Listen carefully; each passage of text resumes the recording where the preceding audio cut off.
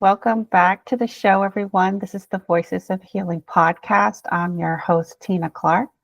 Today's guest is Eliot Nisenboim. And Boim. Boim. And he's the founder of Effiji Breath, and he's the author of 3 books. And he's a real funny guy, and I'm looking forward to learning more about his work. And That's what my ex-wives say, by the way. This is how funny I am. Joyful. Well, we won't talk about that, but Yeah. tell us a little bit more about yourself. You have a real interesting background. And how did you get into breath work, and how did you create your own type of breath work?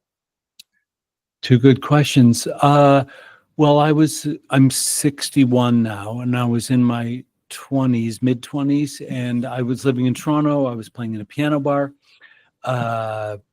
And I actually had just started going to therapy, like just deal with family things. It was the 1980s. It was sort of like something about my self-awareness, figuring out what was up with me. But there was a massage place next door to the piano bar, and it was like a 7-night-a-week gig. And I went there for the first time. I made friends with the lady. She eventually let me start going to her house, and her husband were moving to California. And she said, if you help me put stuff in storage, I'll give you free massage. Free? I'm a musician, sure. But then she said, will you try my husband's breath work? And it sounded like work. So I did say no at first, but then I said yes. And I went over there, and this is 1990. And it was just shocking. And I quit therapy the next day because it was so terrifying and so powerful, but so exalting and liberating. And then they moved off to California. I don't know if I said Toronto, Canada. And I got a letter in the mail. We didn't have email back then. They were having a training. So I went to San Francisco, fell in love with this here, and got trained, went back home, and eventually moved to the Bay Area and worked for him and sort of ran his thing for him for about 10 years. And I had a center in San Francisco. I just breathed already just thousands of people. And when I sort of fell out with him, I had experimented with all the different kinds of breathwork techniques that were out there. And so I just kind of landed on what became, I branded in 2001, I think, Effiji Breathwork. And just to say to people, what's breathwork? It's a generic term. It's breath and work. The lungs, unlike all your other organs, can be operated manually. So you can forget about it and just be an unconscious animal, and you will breathe and you will stay alive. But the conscious use of the breath is what breathwork is. And if you think about the nose, the mouth, the left side, the right side, holding your breath, you basically have every possible permutation of breathwork. But my particular technique comes from a family of practices, which is breathing through the mouth, which is sort of unusual, very strongly. It's about the origins go back, they say, 5,000 years to India. And different than other breathwork techniques, it's really very much about clearing trauma. It's a very confronting practice to keeping things. The good news is you will change the first time you do it. It's not a subtle practice like where you pranayama and yogic breathing and various things. They're a little more, even just regular breathing in vipassana. More for stabilizing, grounding, this sort of thing. My practice is more transformational. Yeah, so the type of breath work you learned the first time, what kind it of was breath work it was that? Yeah. So basically, I mean, I think I'm the first person who has said this, but it's basically conscious hyperventilation.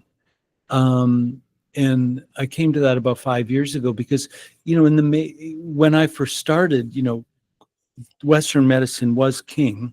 still probably king, but depending on who you are. But we are much more interested in alternatives, but there were really not alternatives. And hyperventilating, which is what people do when they have a panic attack, like they start to, that was just considered the worst thing that you would stop. But it really is just the memory of trauma coming up. And in my practice, we do it consciously to actually bring things up, to release them, or at least to recirculate them in the correct order. So my teacher, he had been, his name was Tom Lodge. He was an Osho sannyasin, and he was in India, in Pune, and he had learned a technique there. But he had a background both with Osho and with Zen. So it's mouth breathing with him, but his, I think all the people who do mouth breathing techniques, and there's lots of people out there who do them, or versions of them, sometimes the technique is different, but I think what differentiates them and myself, even from my teacher, is philosophy, is because just to anybody who's working on yourself, it's never the technique. At the beginning, you say it's the technique. If you get in the boat and you say, this boat is the greatest boat ever, it's going to take me across. And then you realize, oh, somebody's driving the boat with me, so that's important. And also, like, what kind of passenger am I? So I don't think of I think of the technique in terms of how you approach and look at what's happening, because the breath work I do is, if you just do the technique right now, which is, we could do 10 breaths and show people. So do you want to do 10 breaths with me? Have you ever done any breath work like this, mouth breathing? I don't think so. Breath work is fairly new to me. Yeah. I mean, I didn't even hear about it till a couple of years ago. So let's do 10 breaths. Now, in my technique, you do it for an hour without stopping. So we're just going to do 20 seconds just to give you a sense of what it is. So okay. Anybody who's listening or watching, so you're breathing in the center of your chest, heart center. You're breathing through your mouth, focused on the inhale. So we're going to breathe really full in the inhale and then letting go on the exhale. And there's a rhythm to it. It's pretty quick. So you ready? Here we go. So mouth open, wide as you can, full as you can on the inhale. So just like this. Okay.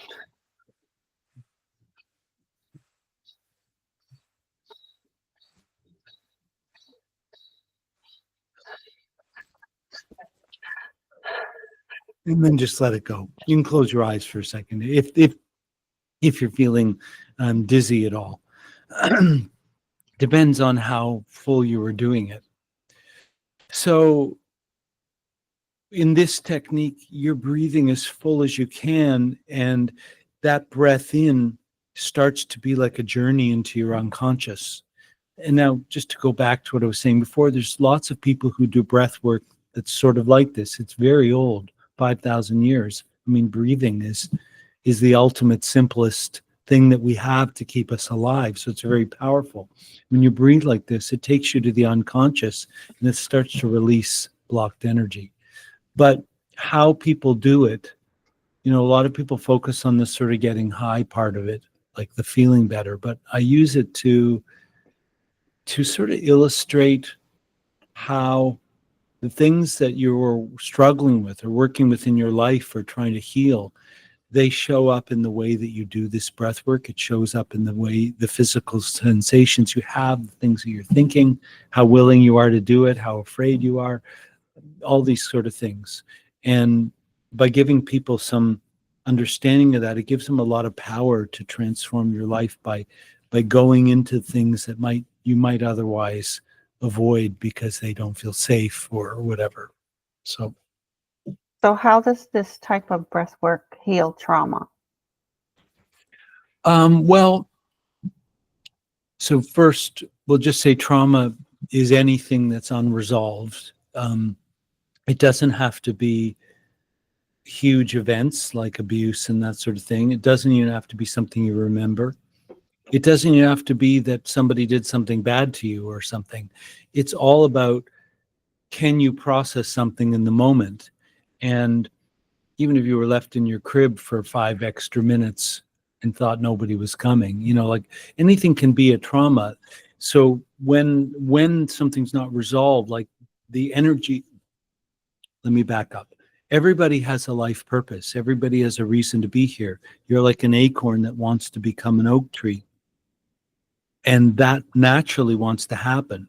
When a trauma happens, the energy of who you are kind of gets locked up in that moment because it wasn't processed. So it gets stuck, and then your life gets defined by that experience because it keeps repeating, trying to release the energy. So, I've been in the alternative health world for 35 years, and there's lots of ways that people are trying to feel better, but there is nothing more available, free, and prevalent than your breathing. Like, breathing is the most powerful thing that you have, because without it, you can't live. So breath is God. Breath is the life force of the universe inside you. But like us, you can be unconscious like an animal, and you'll just breathe. So when you consciously breathe, you're trying to be a conscious being. That breath in is to change your consciousness. So when you start to breathe in the power of the universe in the way that I just demonstrated, all that locked up energy starts to unlock, and it'll change your life. And tens of thousands of people, I can tell you that that's a fact. And also for myself, in my book, I don't have a copy in front of me, called The Trauma Code. The introduction sort of tells a bit of my story of what it did to me, and which is sort of why I ended up getting into this weird life I'm in 35 years later. Yeah. Well, that sounds amazing. So It is. what kind of effects Yeah. have you seen? Because you've worked with a lot of people over the years, and Yeah. what kind of results and what kind of things have people been able to overcome and move through? Yeah. Well, for people at the beginning, everything's the same no matter how advanced you are. I just finished a 5-day retreat that I did actually in my home, and I had 12 people in my house, and breathing, doing this twice a day, and doing other practices and things that I share with people.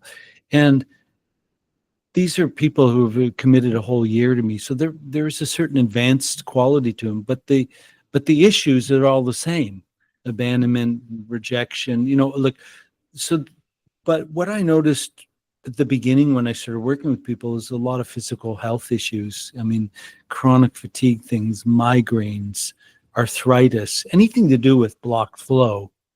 But also when you access the breath, it does change your mental state. So a lot of things like worry and anxiety and fear, just the general states of misery and suffering that people are in, they change. But, I can tell extraordinary stories or simple stories. And in some ways, some of the more extraordinary stories, like people who have phobias and fears that have defined their life. Like, I live in the San Francisco Bay Area, surrounded by bridges.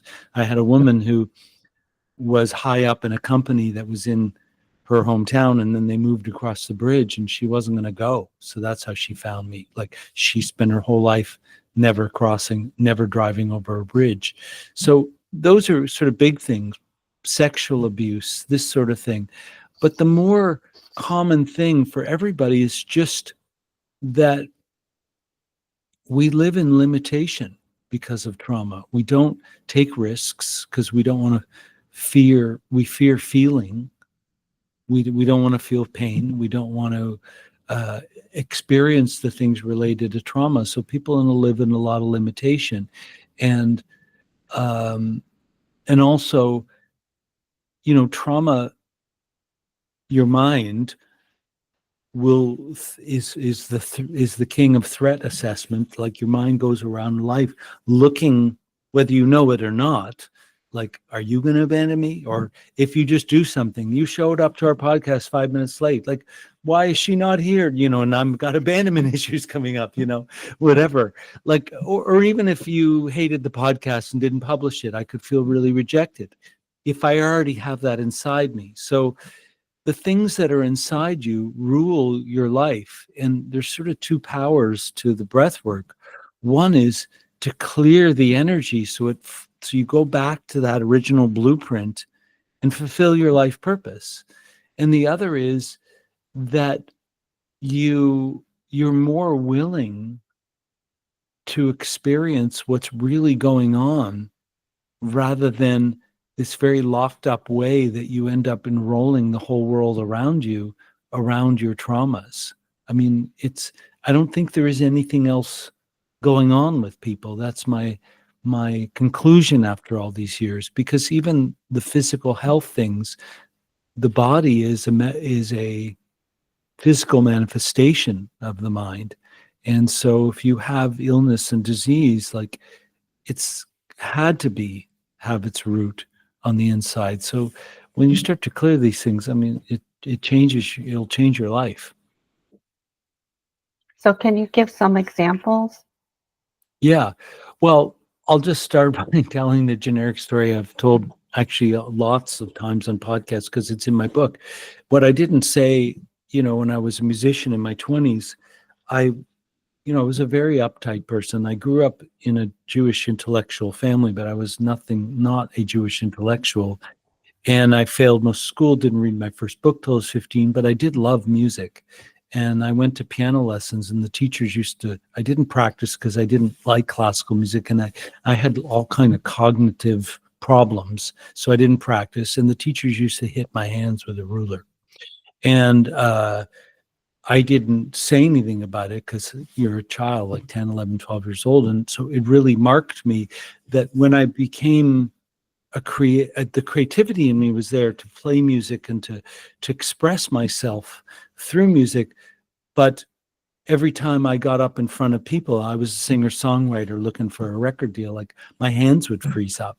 I would freeze up. I was just really super uptight. And when I did that first breath work with my teacher, I mean, first of all, at one point in the middle of the session, I thought he was covering my mouth with his hands, and I opened my eyes, and my own hands had balled up like this, covering my own face. Like, the energy was there was so much blocked energy clearing out, it couldn't get up, that my hands had curled over. I didn't want to do it. From the first 5 breaths, I was terrified, crying, sweating, negotiating with him, like, to stop. I didn't know why. I didn't know what it was about. All it was breathing. But after the breath was over, I felt peace I had never felt in my life. Of course, my hands went back to normal, but when I went to go play music again, and when I went out in front of other people, that fear of, like, sort of being hit. I mean, I didn't make the association at the time. I mean, I just wrote the story this year, it's 35 years later, but at the time, like, it just changed my life. And I was going to therapy to talk about family stuff. My father had an affair, and I'd found out about it, and he didn't want me to tell my mother. It was all this stuff. And the very next day, I mean, I was a young, idiotic 20-something-year-old. I quit therapy because the breath work was like, that's what I want. I want this feeling of freedom and peace. And I quit therapy because I could see that the process, even without knowing anything, that if I was going to go through my mind, this was going to be a very slow process. And I just wanted more of that breath work because I already had a feeling in me that I wanted to, like, express who I was. And that was a beginning for me. The lady who crossed the bridges, I mean, it's hard to pick out stories because I have worked with tens of thousands of people. Like, I could just tell you a story about what just happened this past week in the retreat, because there was a couple, they were from Holland, and I'll go back to the lady on the bridges. Well, basically, her favorite thing after she worked with me was to go over bridges. That was her favorite part of the day.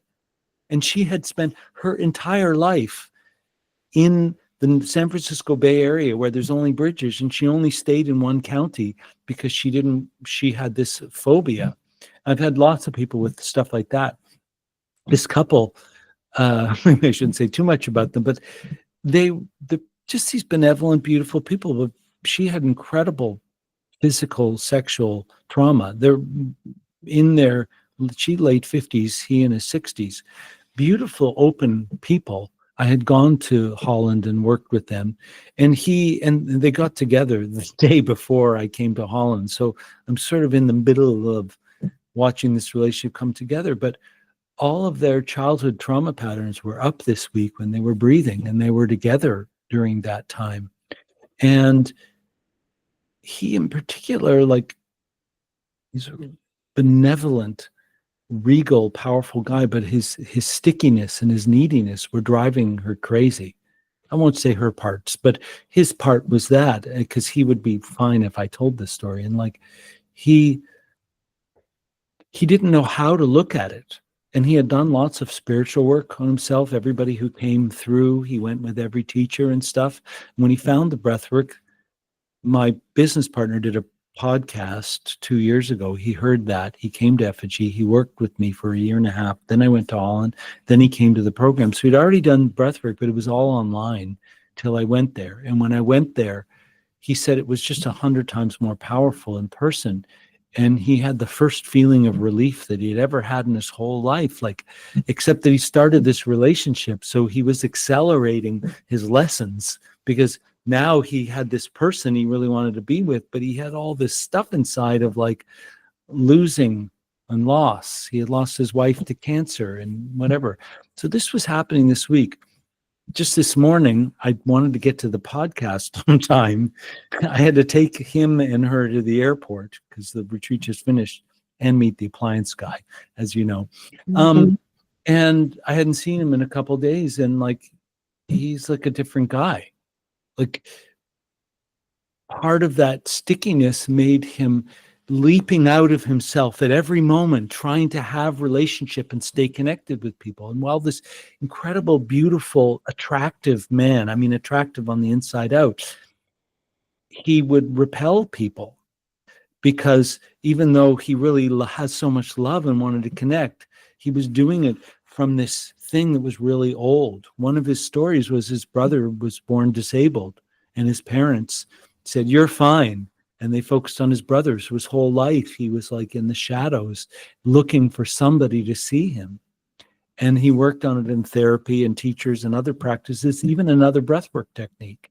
But the thing about Effiji, this particular practice, and what I hold in its philosophy, is that you don't have to believe anything. You don't have to be healthy. You don't have to wear any outfits. You don't have to like even read my book to do it. If you just do the breath work the way I'm suggesting, you will, the first time and every time after, take a direct route from where you are in your conscious world to the place where all your energy has been locked up.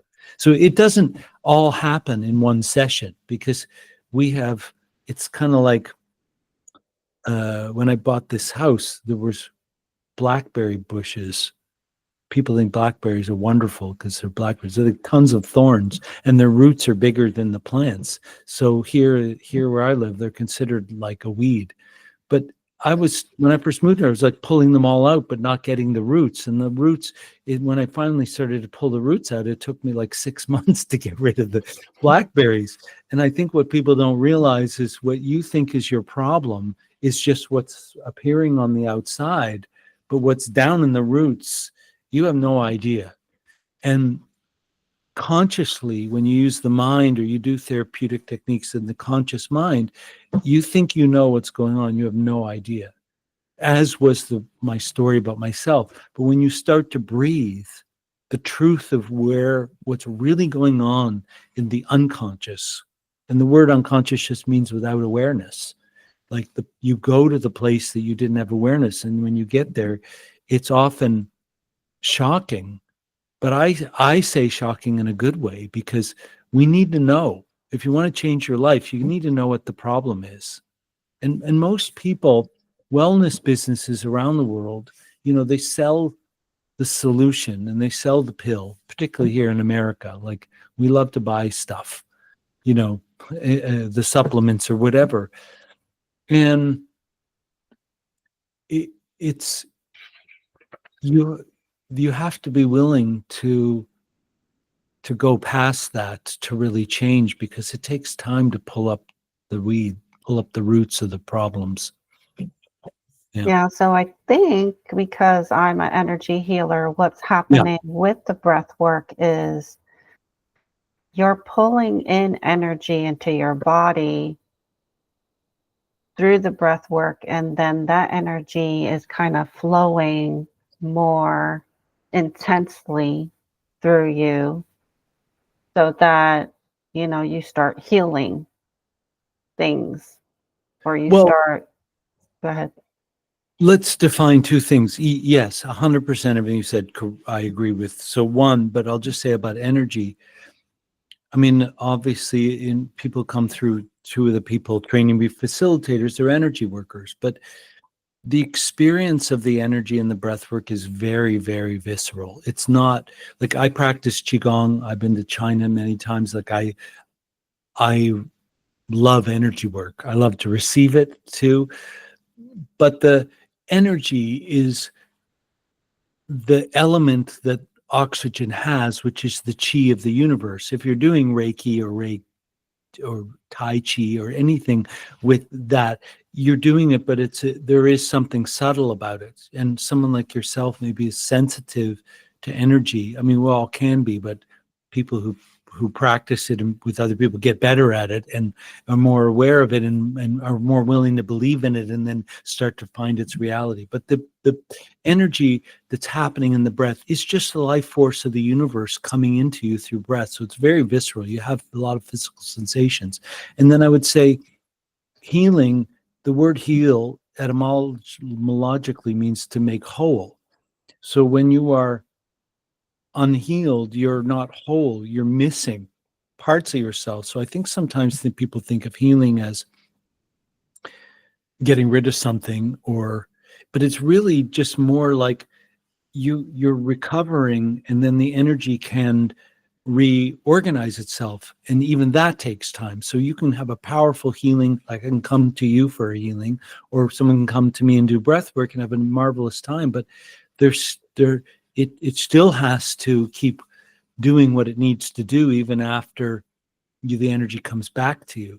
And my work that's in my book and where I am in 35 years is two parts. The breath work is the first part. The second part is, what about making your life a reflection of who you really are? That's harder because there's still so many habit patterns from trauma, so many weeds down there. Even if you're not living in trauma, the weeds, there's lots to pull up. Yeah. Thank you for I feel like I've been yabbering away a lot. So thank you for being a good listener. So I know that, let's talk about plant medicine versus breath work, because I know that's a topic that you like to talk about. Let's talk about that. Well, I don't know if I like to talk about it. I think I like to talk about it because it's triggering and everybody else likes to talk about it. I mean, it's become a thing. I mean, have you ever done plant medicine? Just you don't look like a plant medicine person. No, I don't. I know a lot of people who have, and I know people, it's helped them. Yeah. Sometimes I question, do you have to do ayahuasca for 25 years?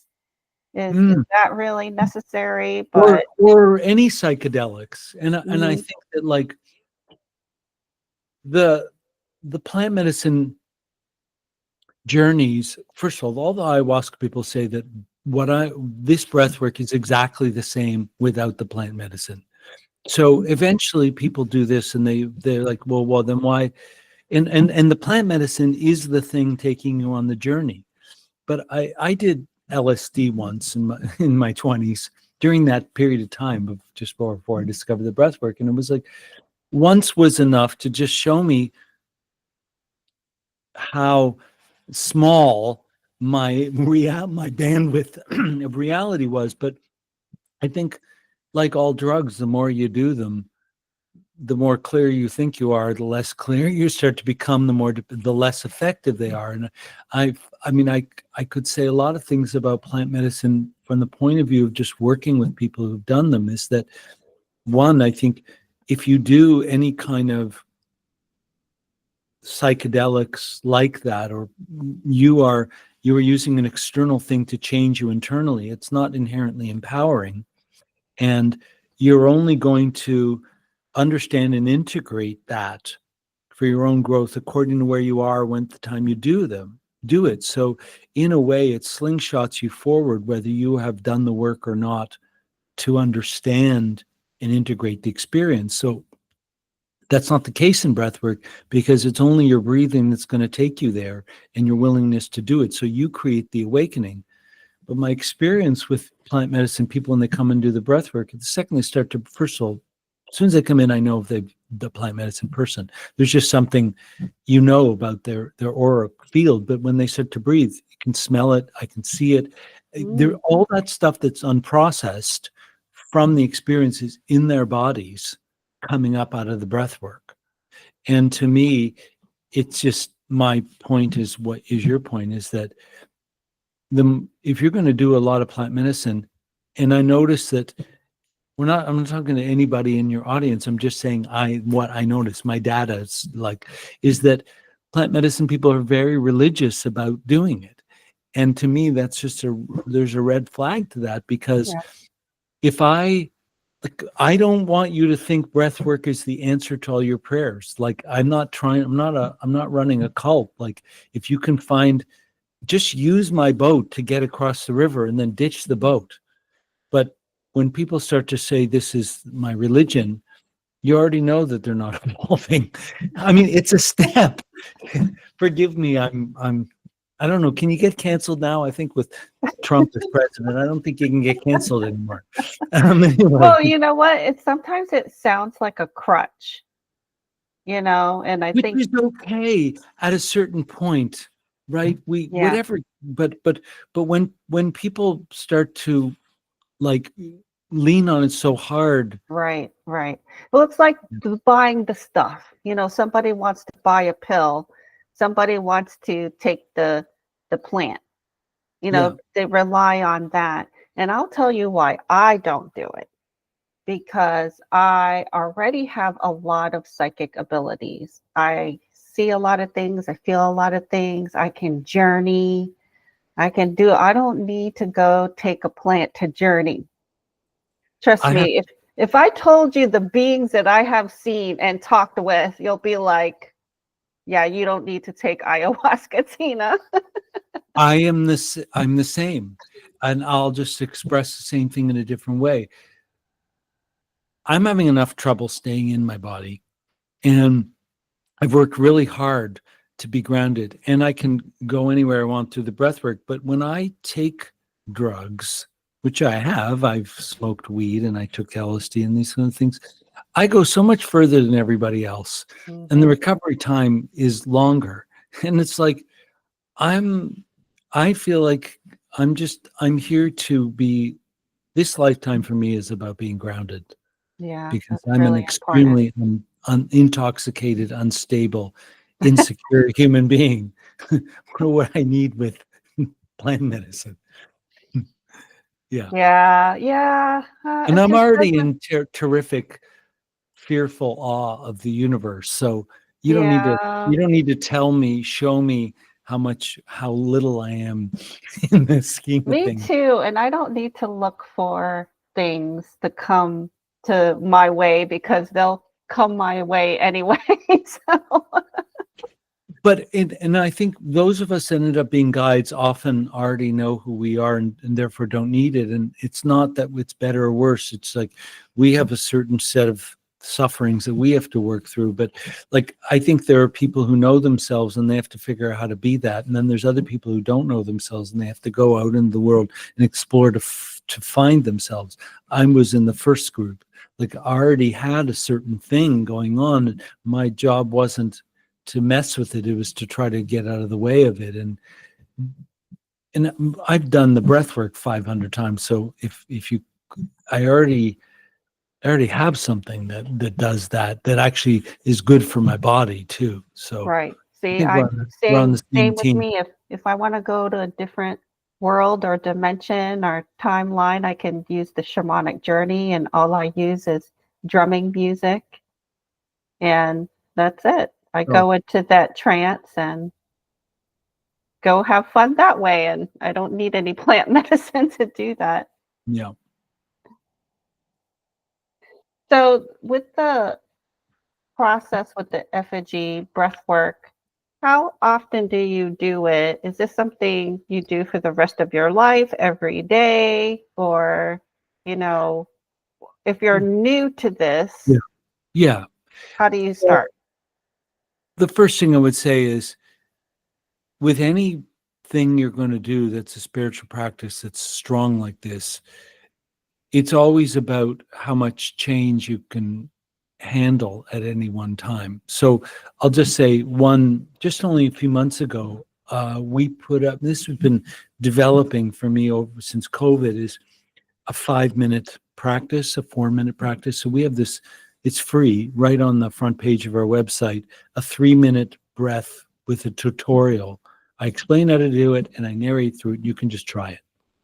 And that's free. And I feel like the 3-minute thing is, it took me years to get to feeling that was okay, because after that you start to enter another realm, and if you don't go all the way through, you can really bring things up that it can be dangerous. So but I would say, 1 hour, the 1 hour breath work, we have online every now and again. I don't know when this will be published, but I think we're going to do one in March.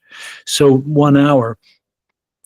After that, to me, it depends. As a facilitator, and I don't do a lot of private work anymore. That was interesting. Did you hear that? Yeah, what was that? I don't know. Um, You're moving things. yeah. Um, so it's moving me. I don't know. Uh, Or it's an earthquake because you're in I, San Francisco. yeah. Well, actually, I'm in Marin County, which is not technically on the fault line. So sometimes you're at a light and you feel like somebody hit you or something, and it was nothing, but it was an earthquake somewhere else. So we'll feel Oh, a tiny bit. But anyway, at this retreat we did, they breathe 10 times in 5 days. But and I've done that with lots of people, and people can do it that way. You have to do it under guidance at the beginning. And so just to answer the sort of long-term part of it, you don't have to, there's a certain amount of clearing that the breath will do, that you're not going to have endless traumas coming up. Like 10 times, maybe 20, but the direction it takes you after trauma is released is the only reason to continue. It becomes more like a meditation. Other things are arising and clearing. You become more just a witness, like it's the weather on the plains and you're clearing. And in 2017, I started to get up in the morning and do a little bit. I don't need to do an hour anymore. And I just started doing it every morning, and I realized, like, there's a certain crustiness. Also, I'm older, and I would get up and I'd breathe and I'd feel so good. So I have not missed a day since 2017. Even if I was going to the airport, it was 3 a.m, I will lay down and do it, because it just clears the channels and just makes it easy for me to do what I need to do during the day. And that's me. But I would just say, for anybody who's starting, like, if you're interested to check out Effiji, like, do the free tutorial, come to our class, and there's free forums. You can ask questions. And then, to me, I think anything to do as an energy healer, I'm sure you would agree with me. Like, if somebody comes, you don't prescribe everybody the same thing. It depends what people are looking for. One part is what the student or the seeker is looking for, and the other is what the guide sees in that person and feels that they can do for them. And then between those, you have this relationship. You know, you asked me about me and my teacher right at the beginning about the difference between us. I think one of the biggest differences between Effiji and other techniques, Wim Hof is very popular. It's not quite the same breath technique, but is that unlike most of the other breathwork techniques, the facilitator and facilitated relationship is really in the center of the practice. It's not something that's meant to be done on your own, because that the human engine and the human heart, that's a superpower. Like, even just we're doing this today, like I'm having fun, you're having fun, I got some laughs. Like, I'm not good, that's not what I'd be doing if I was by myself right now. It's and I've been on other podcasts, but with you it's this way. So that's the beauty. And now with AI, it's like we have to remember the uniqueness of what it's like to just be who we are with other people. So that's one part. And the other is that the facilitator's job in Effiji is to make sure that you see what the opportunity is and what your work is to extract the potential of yourself from that during the breath. And so there's no prescription for everybody, except try it. Yeah. So there you go. Go to his website and try the several minutes, right? Yeah. Couple minutes. And then just, if you want to really get into it, you need somebody to guide you through it. Right? Yeah. And there's facilitators local in different places, but also Sarah, my business partner, and we do, I mean, this year, because of this program, I'm with 12 people for the year, and I'm stepping back a little bit. But we are doing live classes every now and again. So if you want to come be with the master. I just like your jokes. I mean, we could do breath work too. It's always funny till someone loses an eye. That's what my mother said. But or something falls in the corner of your office. What's that? Something falls in the corner of your office. Yeah, it could have been the light that went with that plant. So my daughter did that when she was 16. I just put that. I could see part of it. Oh, it's a heart. Oh, okay. I mean, no, sorry, it's a rose. What am I talking about?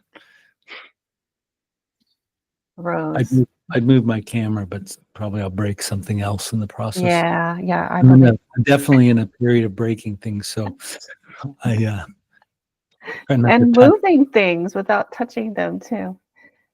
I can turn off electronics. I mean, I have a recording studio. All the music for the breathwork I've created, so I'm somebody who's a bit of an electronics geek, but I can walk into a room so many times and turn equipment off. Wow. And I don't understand. It's not something I understand about myself, but I've seen it happen a lot. I know someone like this too. She's a good friend of mine. She had brain surgery.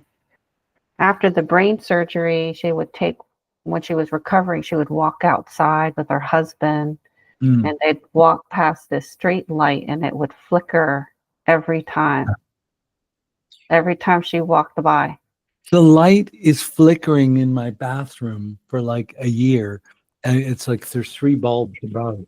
And because of the retreat, I was trying to get all the bulbs to work so that people would use the bathroom. And I was like, why does this? And nobody said it was flickering for them. I mean, I'm a hermit, so I'm living here by myself. Kids are grown. So I've had this flickering light. And then I find out that there's nobody else going in the bathroom and experiencing a flickering light except so it's for me. You. Yeah. Can you imagine how much fun I am to be in a relationship with? Aww. Well, you know what? I will tell you that women love to laugh. And if you see really good relationships or, between men and women, the male is usually really funny. And the female's usually laughing at all his jokes, or she thinks he's funny. I'll punt on this one. Well, Elijah, I want to thank you so much for being Yeah. on the show. I know we Thank- rescheduled, but Your we mom passed away, right? yeah, my mom passed away. That's Mm. originally why I rescheduled, but Mm. we finally made it. We made the Yeah. podcast. And so I'll have all of Elijah's information in the show notes, and check out this breath work. I'm going to check it out because I'm curious now. So thank you so much for being on the show. Thank you.